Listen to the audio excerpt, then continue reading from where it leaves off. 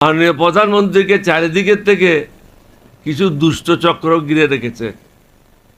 আপনাকে এই দুষ্ট চক্র ভেদ করতে হবে।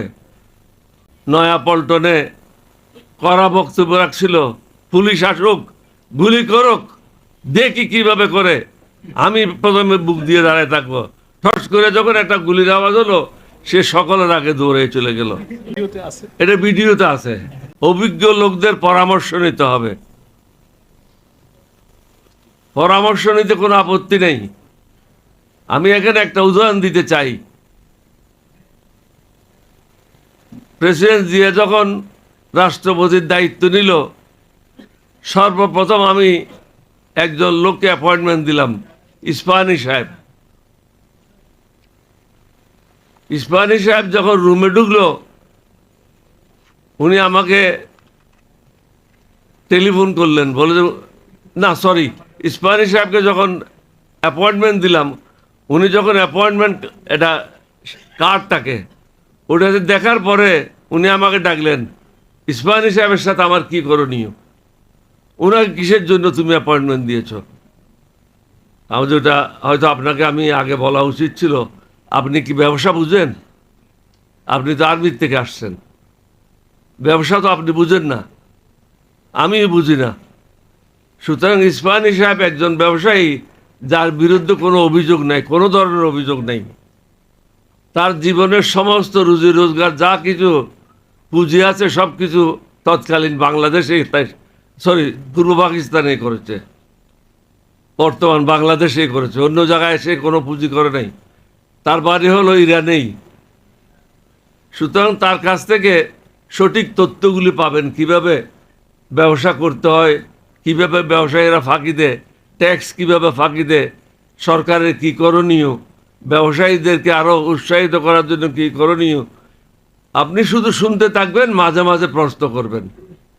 উনি আমাকে বললেন যে এটা আগে বলো নাই কেন?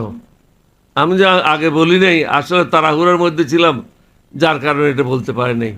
আমি মাননীয় প্রধানমন্ত্রীকে অনুরোধ করব, আপনার চারিপাশে যারা আছে সরকার পরিচালনায় তারা অভিজ্ঞ নয়, সুতরাং আপনাকে বিপদগামী করছে। রেজাল্ট কি হবে? আমরা যারা 11 দলীয় ঐক্য জোটে আছি, আমরা সিদ্ধান্ত নিয়েছি, এখানে আমরা ক্ষান্ত হব না। এটা হলো আমাদের প্রাথমিক স্টেজ। এরপরের স্টেজ হবে বিভিন্ন বিভাগে বিভাগে জনসভা, এরপরে হবে জেলায় জেলায় জনসভা, এরপরে হবে পুরো বাংলাদেশে জুলাই অভ্যুত্থানের মতো একটা অভ্যুত্থান।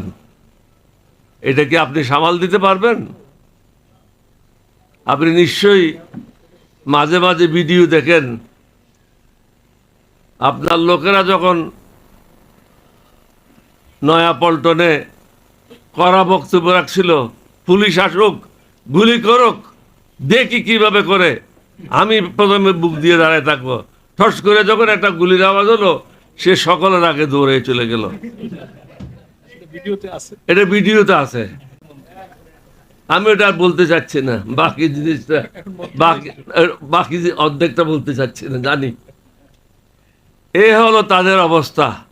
আমরা যখন বিএনপিতে ছিলাম এটা ছিল না, আমরা বুক পেতে কাজ করেছি। আপনাদের অবগতির জন্য জানাতে চাই, এরশাদের বিরুদ্ধে সর্বশেষ পতনের মিছিলটা আমার নেতৃত্বে হয়েছিল। আমার সাথে ছিল আমানুল্লাহ আর খায়রুল কবির খোকন আর ছাত্রদল যুব দলের নেতারা। আমরা শুরু করেছিলাম গুলিস্তান থেকে, আমাদের লক্ষ্য ছিল মৌচাক পর্যন্ত যাওয়া। নেতারা ফটো উঠানো শেষ, পাশে তাদের গাড়ি দাঁড়ায় থাকে, গাড়িতে করে তারা চলে যায়, মোটরসাইকেল থাকে।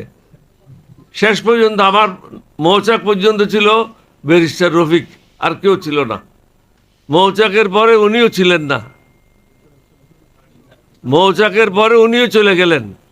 আমি যখন পুলিশের পোস্টে উঠে দেখলাম 20,000-এর উপরে লোক আছে, তখন আমি চিন্তা করলাম আজকেই 144 দ্বারা ভঙ্গ করব। নাও আর নেভার, হয়তো আজকে, না হলে কখনো না। আমি আগে থাকলাম, আমানুল্লাহ আমানকে বললাম যে আমার পিছনে থাকো, খায়রুল কবির খোকনকে বললাম পিছনে থাকো নেতারা, গুলি আমার উপরে আসবে। এটা ভঙ্গ করে আমরা মেইন রোডে জোহরা মার্কেট পর্যন্ত গেলাম। যাওয়ার পথে অনেক বাধা বিঘ্ন হলো, আর্মিরা বন্দুক উঁচা করলো, তাদেরকে আমরা বললাম তোমরা বন্দুক নিচে করো, তোমাদের সাথে আমাদের কোনো ঝগড়া নেই, আমরা যে ঝগড়াগুলি করতেছি এগুলি তোমাদের জন্যই করতেছি, তোমাদের পরিবারের জন্যই করতেছি, তোমাদের পরিবার তো আমাদের সাথেই থাকে, তুমি হয়তো আর্মিতে আছো, তুমি হয়তো নেভিতে আছো, কিন্তু তোমার বাপ চাচা তোমার পরিবার তারা তো আমাদের সাথে কষ্ট পাচ্ছে, সুতরাং বন্দুক নিচে করো। ওখান থেকে যখন ফিরে যাব তখন চিন্তা করলাম যে আমার নিজের বাসায় যাওয়াটা ঠিক হবে না, গ্রেপ্তার করতে পারে। তখন আমি চলে গেলাম, আমার এখনও স্মরণ আছে, আগের সাবেক মন্ত্রী ক্যাপ্টেন নুরুলের বাসায়। উনি একসময় নেভির চিফ ছিলেন। ওনার ওখানে গিয়ে বলে কি খাবে, আমি যে একটা 7 আপ দেন, আমি একটু হাতটা ধুয়ে আসি। হাতটা ধুইতে গেলাম, উনি বললে তাড়াতাড়ি আসো। তা আমি কী হয়েছে, বলছে এরশাদ পতন হয়ে গেছে, এরশাদ ক্ষমতা ছেড়ে দিছে, হাত ধোয়ার আর সুযোগ পায় নাই। তো আপনাদেরও কীরকম অবস্থা হবে এটা তো আপনারা অনুমান করতে পারেন। তখনকার অবস্থা আর এখনকার অবস্থা কিন্তু ভিন্ন। এখন আমাদের ছেলেরা কিভাবে জান দিতে হয়, কিভাবে শহীদ হইতে হয় সেটা শিখে গেছে। তখন কিন্তু আমরা যখন আন্দোলন করেছি তখন শহীদ হওয়া শিখে নাই, এখন কিন্তু জান দেওয়া শিখেছে। যেভাবে চাঁদাবাজি হচ্ছে অকল্পনীয়। আজকে পূর্বকোণে পত্রিকায় আপনারা দেখেন, আমার এলাকায় কোনো জমির মাটি রাখছে না, উপরের ভাগ ইট বানানোর জন্য নিয়ে যাচ্ছে। এই ধরনের ঘটনা পুরো বাংলাদেশে হচ্ছে। ফলে কি হবে, আপনার কৃষির উৎপাদন হ্রাস পাবে, গর্ত বাইরে যাবে, পানি জমা হবে, ফসল নষ্ট হবে। ইট বানানোর জন্য কত ক্ষতি হচ্ছে দেশের, অথচ ওখানে জনপ্রতিনিধিরা বলছে যে বা যারা করে তাদের ঘর ঠিকানা হবে পুলিশের কাছে। পুলিশের কাছে তো হচ্ছে না। তত্ত্বাবধায়ক সরকারের সময় ড্রাগ কিছু কমেছিল, ইয়াবা ট্যাবলেট, বাবা ওটা আমাদের ওখানে বলে বাবা, ইয়াবা ট্যাবলেট। এখন ইয়াবা ট্যাবলেট জনপ্রতিনিধিরাই করছে, কারণ সোজা পয়সা কামানোর জন্য এর থেকে আর ভালো কোনো ব্যবস্থা নাই। রাতারাতি কোটি কোটি টাকা রোজগার করা। আপনারা হয়তো স্মরণ আছে, ওবায়দুল কাদের প্রতি মাসে একবার দুইবার করে কক্সবাজার যাইত। আপনারা মনে করতেছেন, তখন মনে করেছেন মন্ত্রী কতই না পরিশ্রমী, বারবার কক্সবাজার যায়। বেড়া বারবার কক্সবাজার যাও কেন, রাজশাহী যাও না কেন, দিনাজপুর যাও না কেন?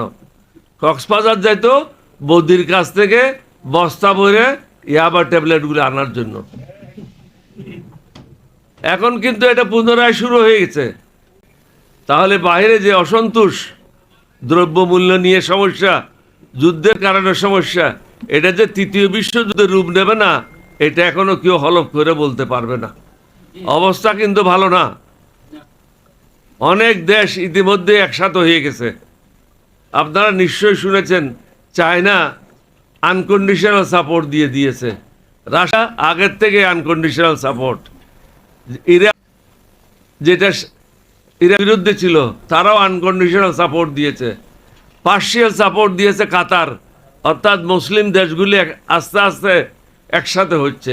হয়তো সৌদি আরবিয়া আসতেও পারে, নাও আসতে পারে, না আসলেও কিন্তু কোনো ক্ষতি নেই। ইরাক হলো সবচেয়ে আমাদের ইসলাম ধর্মের মধ্যে সবচেয়ে একটা সভ্য দেশ, প্রাচীন দেশ। তারা যোদ্ধা, তারা কখনো হার মানবে না, তারা শাহাদত বরণ করবে, কিন্তু কারো কাছে মাথা নত করবে না। এটা তারা দেখাই দিয়েছে। আমেরিকার মতো একটা পরাশক্তিকে নদীর মধ্যে হাবুডুবু খাওয়ার জন্য নামাইয়ে দিয়েছে। আপনাদের মাধ্যমে জাতিকেও এটা বলবো, আপনারা ঐক্যবদ্ধ হন। আমরা সরকারের কোনো অশুভ কামনা করি না, আমরা চাই জনগণের যেটা অধিকার, জনগণের যেটা সুবিধা হবে, দেশের জন্য যেটা ভালো হবে, এই সংস্কারগুলি যেন অনতিবিলম্বে সংসদে পাশ হয়।